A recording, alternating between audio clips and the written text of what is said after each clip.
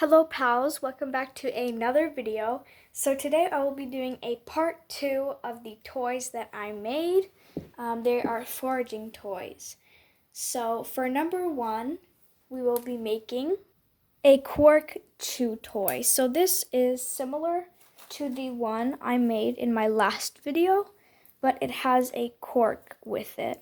So I think this one is actually better than the last one. They are both equally good, but this one's maybe 2% better because Zippy actually very much enjoys chewing on the cork.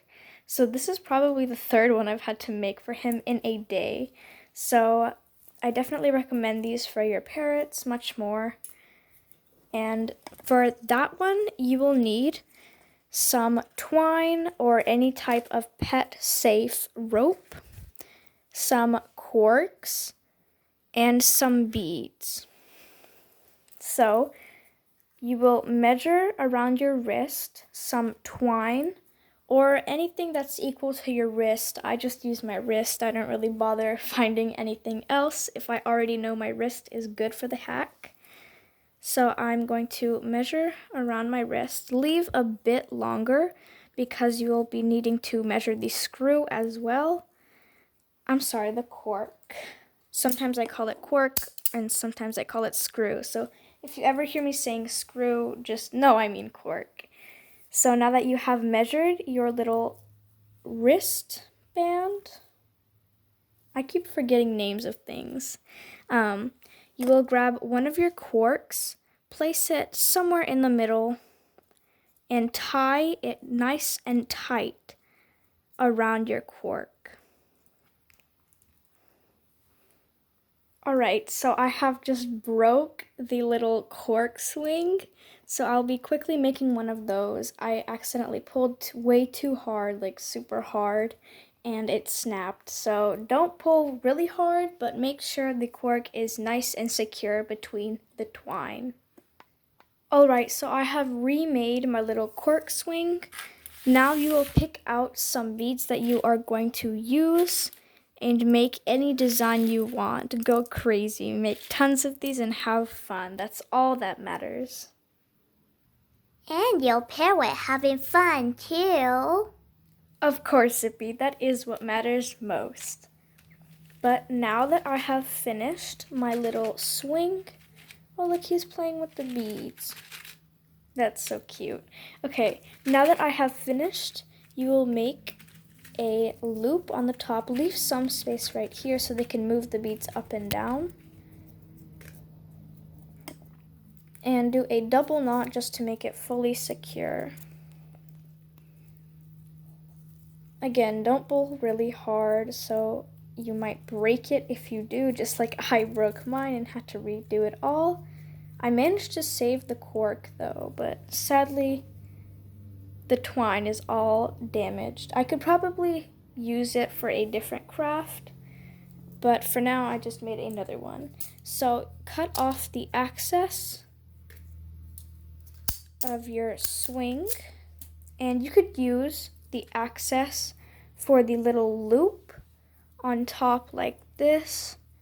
If you have enough, you could obviously cut more, but the loop doesn't have to be big. It just depends on where you're going to hang it. You could obviously put like a small chain on top and hook it, but I like to make a loop because they could chew on the loop as well. So I like to use twine loops.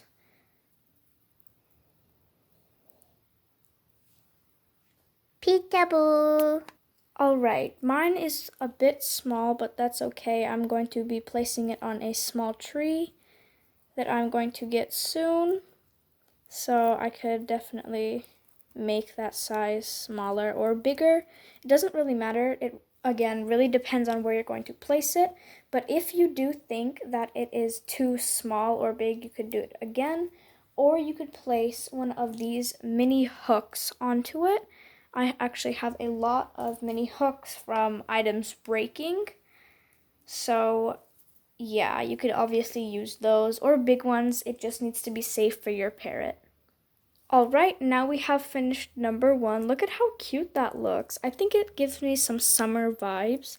I'm not sure why, but it looks like a fish book that I've read. I think it's named Rainbow fish. Yes, rainbow fish. This gives me rainbow fish vibes. I definitely love this a lot. You could also make it with different types of beads. I have white ones. This also gives me summer vibes.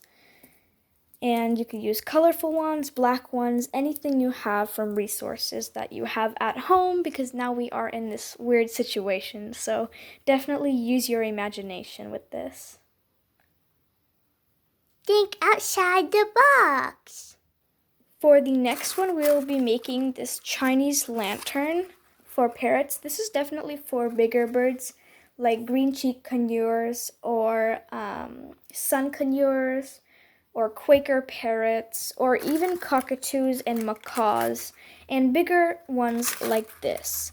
But I have made small ones that are about this big for Zippy. Zippy does play with, there he goes again. Zippy does play with these a lot, so I definitely recommend this. This is a 10 out of 10 for sure. So for this one, you will need some of your paper cupcake liners. Any color, you could use as much as you want. I'm going to be using 4 of them because Zippy is my only parrot that I have right now. Soon he will be the second one. But for now, I'm just going to use 4 because he is a small bean. So you will need some twine and corks or beads, anything that you would like to use to stuff inside so they can look for it. You could also put treats in there. I definitely recommend putting sunflower seeds or millet in there, but you could definitely put anything you would like their food. If they're not eating, they will definitely start eating more because of this. So if your bird is having any food problems, definitely try this one out. So I like to, there he goes again. I like to lay out my little cupcake liners so I can measure how much twine I need for it. So I like to go like this and make it a little bit bigger so you could add beads in between them. And then just snip, snip your twine on how much you need. My scissors aren't working today. Okay, maybe I need to do it with my other hand. And a little fact about me is that I actually don't have a dominant hand. I use both hands, both legs. So that's just a really cool fact about myself. So now that you have measured your twine on how much you need, you will be making small holes in the middle or around the middle of your cupcake liners. You could pinch it off, you could prick it with a toothpick. Toothpicks are actually the best method, but I actually forgot to get some toothpicks. So I'm just going to be using this little metal item I have in my room and poking a spot. Oops, I poked 2. That's okay. And you will be, hey, give it back. You have one right here. There you go. You'll be poking it through the hole, but first you need to tie a knot at the bottom so it doesn't slip through. Yep, like this. You can make it double knot. It really depends on how big it is. But it's pretty small since it's a small hole. You could barely even see it. So just pull that through. I'm going to go pull it through like this. You could also go like this, but I like to go like this so you could put beads in the middle here. Alright, so I have pulled it through. Now I will be repeating the same process for this one. Poke a hole in it and pull it through. Alright, this is what yours should look like so far. You could obviously make them hold together, sort of like this one that I have made recently in one of my videos. But I like to go like this. It kind of looks cool. So now you will get some of your beads and you will place maybe 5 or so on the thread that you have. Just place them on like this. If they will go through. Yep, like so. and place as much as you would like. I'm going to place maybe 6 or 7, but you could place as much as you want. Go crazy, make it look super cool, experiment with that, have fun. Alright, so I have placed 9 beads onto the little thread I have. Now you'll be poking holes in the rest of the ones you have. You could obviously poke holes at the beginning, but I like to poke them as I go. Alright, your Chinese parrot lamp should look something like this. If you would like them to shut all the way like this, I definitely recommend putting maybe 6 beads in between them. But I don't like it to shut all the way because Zippy doesn't really know that the treats are in there if you do decide to put any treats. So I would recommend leaving it open if you have a smaller bird or you are having a new bird with you. So now you could just add as many beads as you would like to the top. I'm going to be putting quite a few because, again, Zippy does thoroughly enjoy playing with the beads.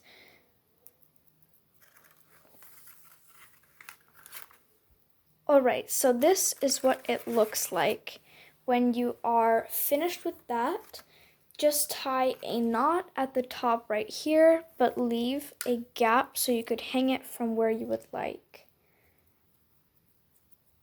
Like so. Make a double knot just in case.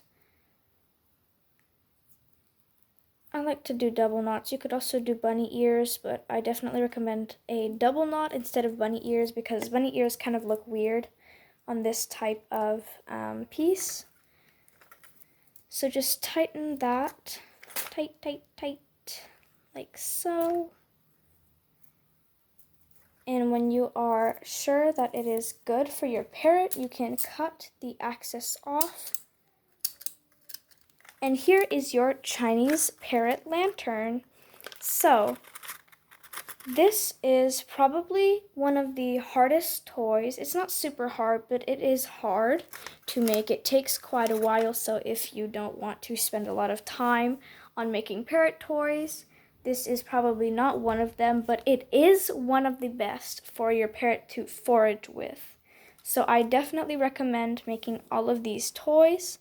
And thank you guys so much for joining me in today's video. I hope you have a great weekend, and I will see you in the next video. Bye-bye!